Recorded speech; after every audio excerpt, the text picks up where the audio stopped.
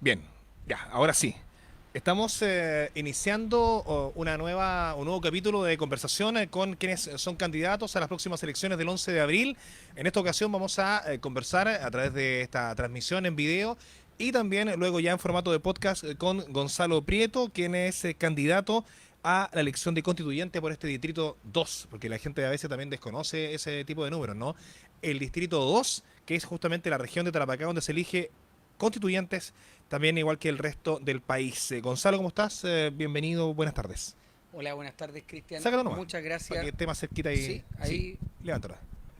Eso. sí, como en la OTI. Sí, no, pero sácalo completo. Eso. Muy bien, estoy bien, muy contento y gracias por esta invitación, por además un lugar muy agradable al ladito del puerto, La terraza es muy agradable. muy, muy agradable. Así que cuando volvamos a esto como a la nueva normalidad hay que disfrutar de esta terraza. Bueno, candidato constituyente, paso por la política regional después de ser gobernador provincial por Iquique, después de ser también concejal elegido en la comuna de Alto Hospicio, renuncia justamente para poder eh, postularte a esta candidatura de constituyente después de que gana el apruebo de las elecciones de octubre pasado.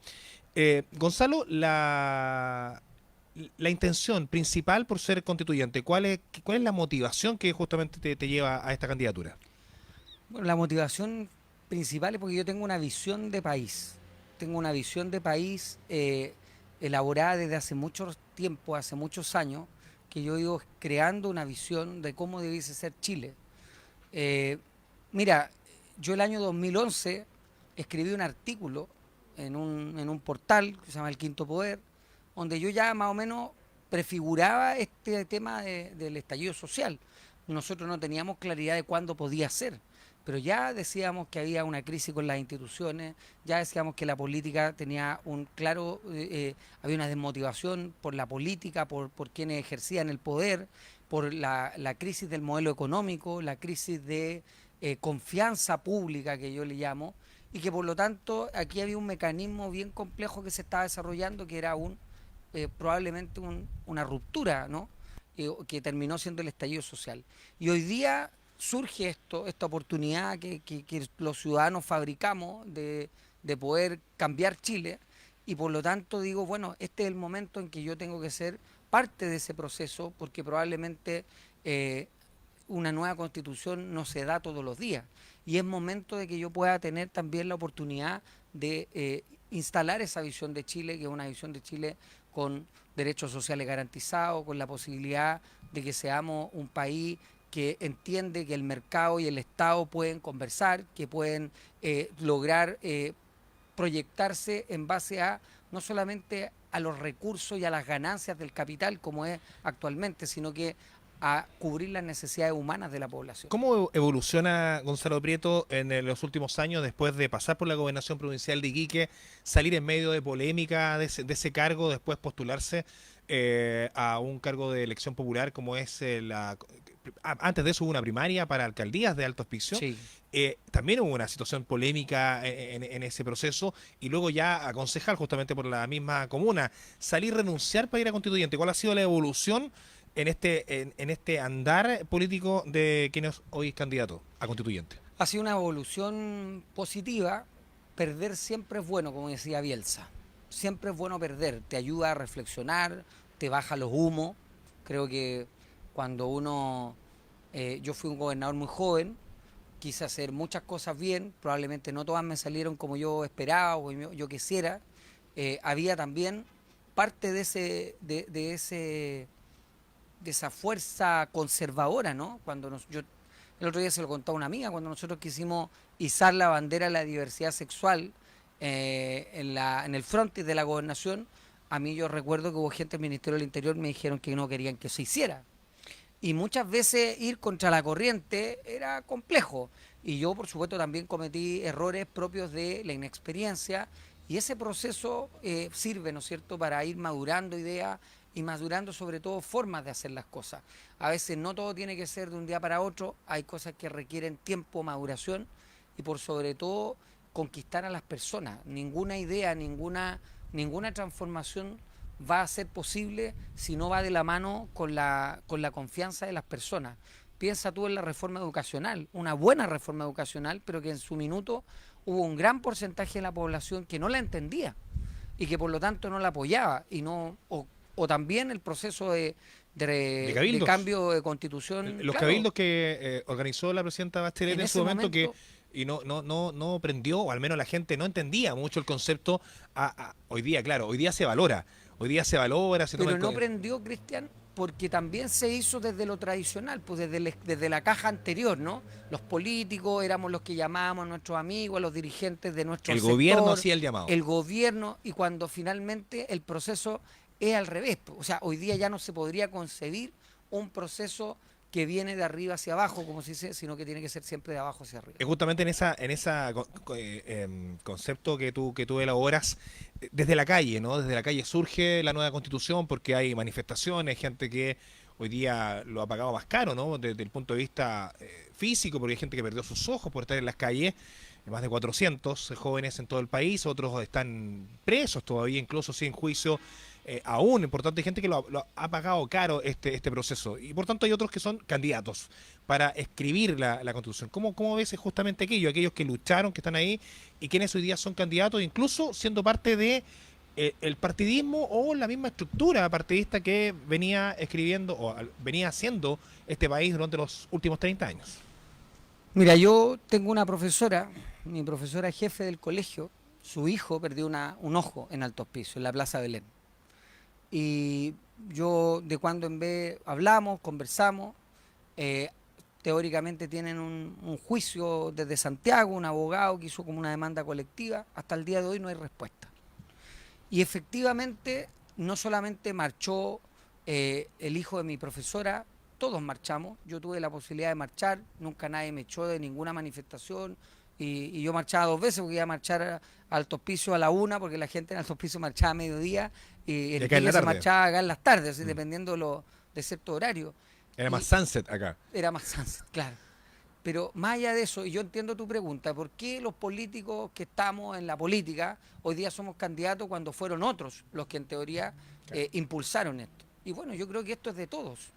Tiene que ser de todas las personas, no solamente de unos. Algunos que sacaron cuentas alegres, ¿no? Es el sector más de la extrema izquierda, sacó la calculadora y dijo, esto es gracias a nosotros. Esto no es así.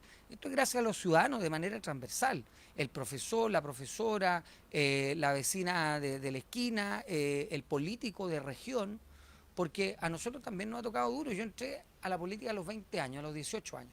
Y cuando yo entré, nosotros éramos como, yo lo digo así, éramos como, cuando yo entré el año 2000, éramos como los críticos de adentro, porque criticábamos a los viejos que llevaban en esa época, Eran más oiga, progre que los conservadores, po. claro, porque, oigan, ustedes llevan 10 años y nos costó, porque hay algo que yo quiero decir, que tengo ganas de decirlo. La política se construye, el poder se construye, es un proceso de construcción y también se disputa. Es decir, el poder no se regala, se tiene que disputar. Y la gente lo disputó en la calle. ¿Se lo disputó a quién? Al poder, al establishment. ¿Y el establishment dónde está? No está aquí en la región, está en Santiago. Yo lo viví de gobernador, lo viví de concejal. Probablemente las autoridades del gobierno, tú que te ha tocado reportear y ver, oye, ¿tú crees que las cifras del COVID de la región las sacan acá en el gobierno regional? Ellos se enteran por la prensa, así igual como nos enterábamos nosotros, porque el nivel de centralismo es brutal. Acá las decisiones se toman en el centro, a ver si el hospital va mañana, va pasado, si nos mandan más o menos plata el gobierno regional, si le sacan plata o no a los municipios. Y eso no hay comprensión. Nosotros tenemos un país completamente centralizado, atrofiado. No hay ningún país en el mundo, ninguno, que haya alcanzado niveles de desarrollo con este nivel de centralismo. ¿Cómo se representa una región como la nuestra en un proceso constituyente? ¿Cómo se escribe esta constitución pensando en la región, en este caso, quiénes representan a Tarapacá? ¿Qué proponen en este caso? ¿Qué propones tú, Gonzalo?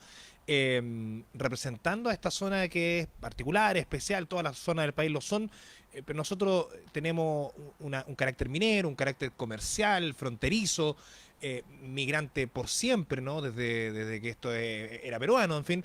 Por tanto, ¿cómo se representa y se escribe una constitución desde Tarapacá? Bueno, primero hay que colocar la visión. Vamos a ponernos, yo aspiro a tener un país con desarrollo sostenible. ¿Qué significa eso? Que tiene que haber sostenibilidad social, personas que desarrollan sus vidas, sus proyectos de vida, sostenibilidad económica, es decir, nosotros no podemos seguir creyendo que en esta economía capitalista arrasante, y por supuesto sostenibilidad ambiental, que no solamente se trata de mitigar el daño. En esto me permito un poco de academia. No solamente se trata de mitigar el daño, sino que en definitiva de aprender a producir y a consumir de una manera distinta. Y eso requiere un cambio estructural, a través de 3 ejes concretos que son los que yo espero escribir en la Constitución. Primero, Estado social de derecho. Eso significa derechos universales basales, ¿ya? A la educación, a la vivienda, cosa que hoy día no existe en la Constitución actual, la salud, las pensiones, y un quinto que yo le llamo derecho a la dependencia. No lo inventé yo, esto ya está inventado en países como Europa, que es a todas las personas, todas las familias que tienen un hijo, un marido, un abuelo en situación de dependencia, que está postrado, que tiene una enfermedad, el Estado debe cubrir, debe entregar aportes basales a través de esos derechos. Expliquemos un poco, porque cuesta mucho que la gente a veces entienda conceptos y en general, la gente no tiene educación cívica, lamentablemente, ¿no?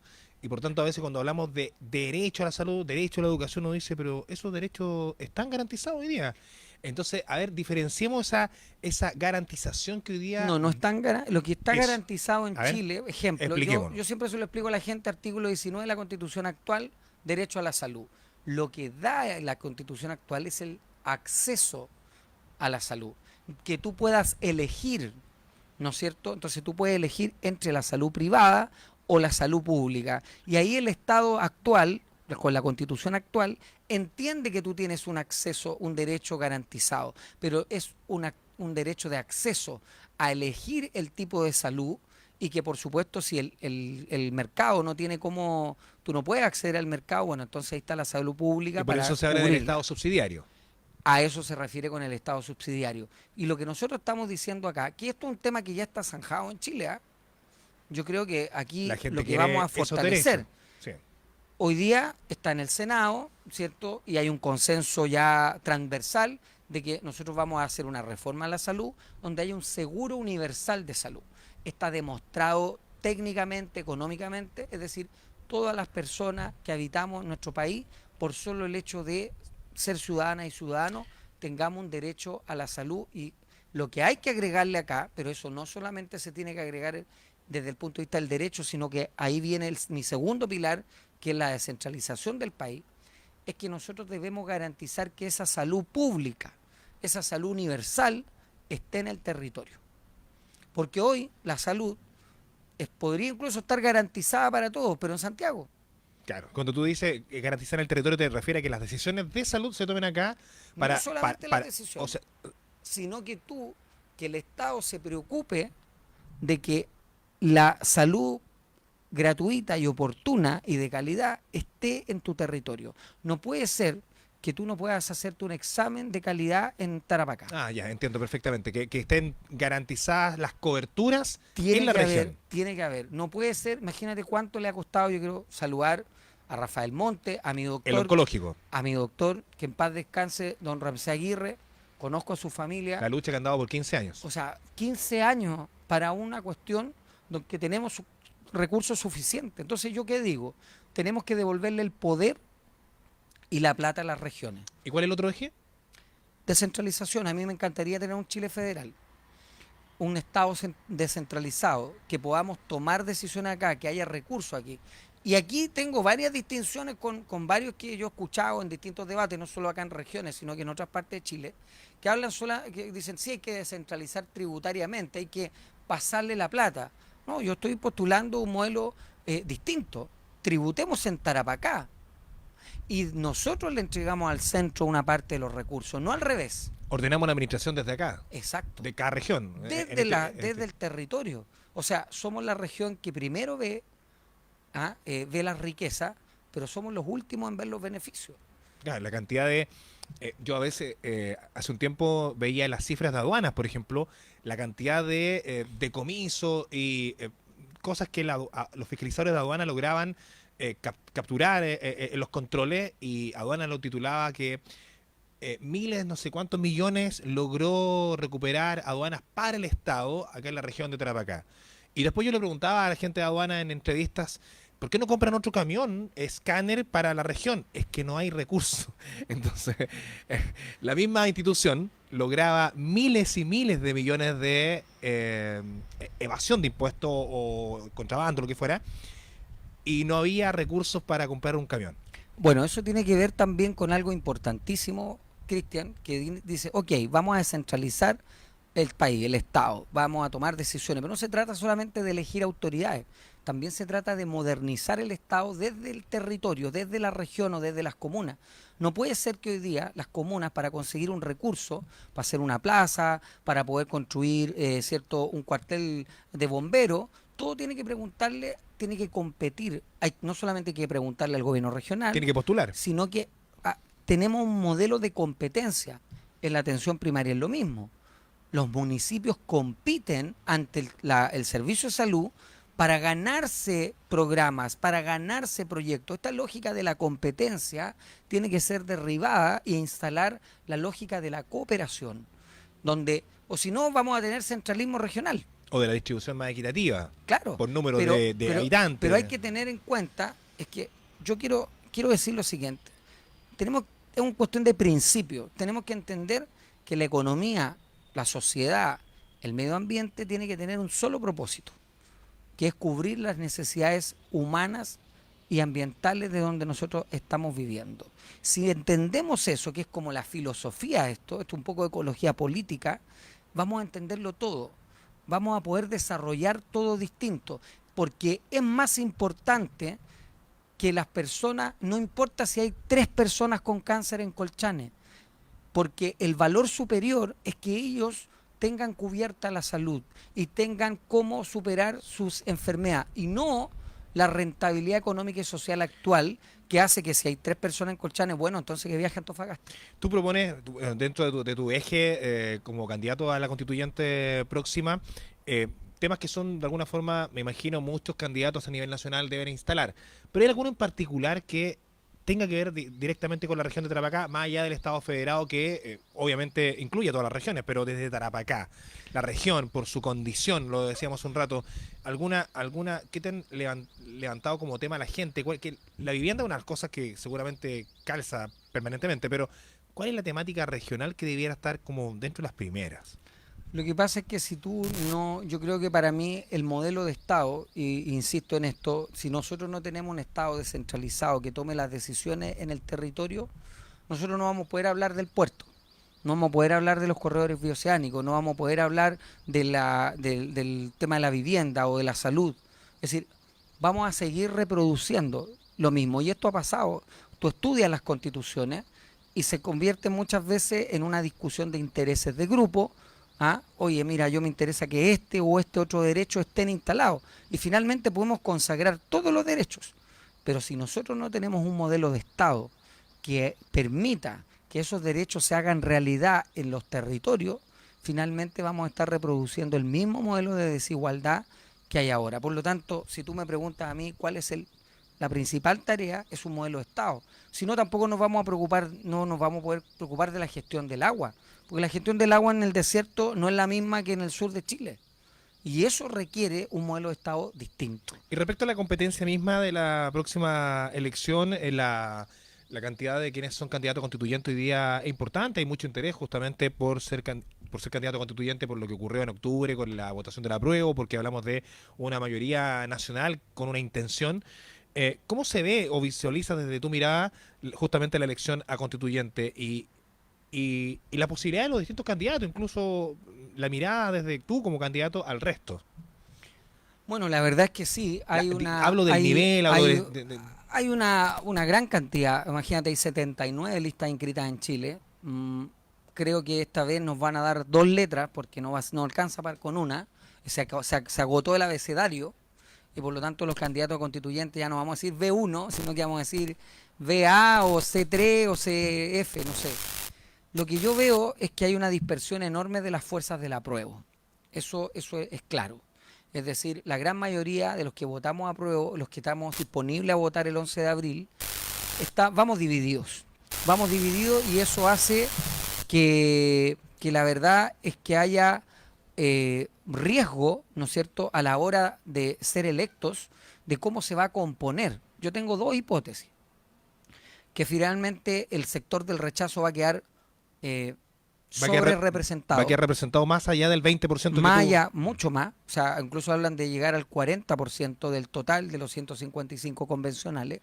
Y eso es grave porque significa que ellos vienen con una misión, ya se los dijo Pablo Longueira. Ganemos la convencional constituyente con el propósito de ¿qué? De impedir los cambios.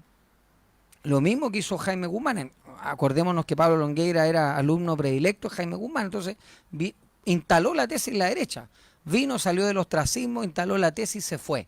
Y hoy la derecha tiene una amplia posibilidad de llegar hasta el 40% del total. Ahora, ¿qué ocurre? ¿Qué ocurre? Y esto yo lo he ido conversando con otros convencionales de otras partes del país, de distintos sectores, no solamente de la lista del apruebo, que ya hay varios consensos sobre algunos temas. Y yo creo que la convención constitucional no se va a ordenar en derecha e izquierda. Se va a ordenar en virtud de los temas que estemos discutiendo. Es decir, hay gente que se va a decir, bueno, vamos a hablar de descentralización. Hay un mundo ya que está por la descentralización. Y eso no se va a ordenar desde la lógica tradicional, ¿no? Mira, los PPDs para allá, los independientes para otro lado, los comunistas para acá, los UDIs para el otro. Se va a ordenar en función de las temáticas que vaya a discutir la nueva Constitución. Bien, pues, Gonzalo Prieto, candidato a constituyente, primer video podcast que hacemos, el otro lo vamos a ir haciendo temático justamente para ir conociendo o de alguna forma este tronco, ¿no?, que es fundamental para el cambio de la Constitución o los ejes de los que tú hablas. Hay que ir sacándolo rama por rama y que se vaya entendiendo, porque a veces no es tan fácil, insisto, para el ciudadano común, incluso para el ciudadano informado, porque hay una educación cívica que es precaria, muy precaria. Solo la conocen incluso quienes están dentro del sistema, pero quienes están fuera del sistema, de los partidos o de la estructura gubernamental, les cuesta mucho entender a veces, y no por un tema de ignorancia, sino más bien porque hay falta de educación cívica en este país desde hace más de 30 años también. Por tanto, a ver si vamos justamente hablando tema por tema en los próximos video podcasts. Gonzalo, que te vaya muy bien.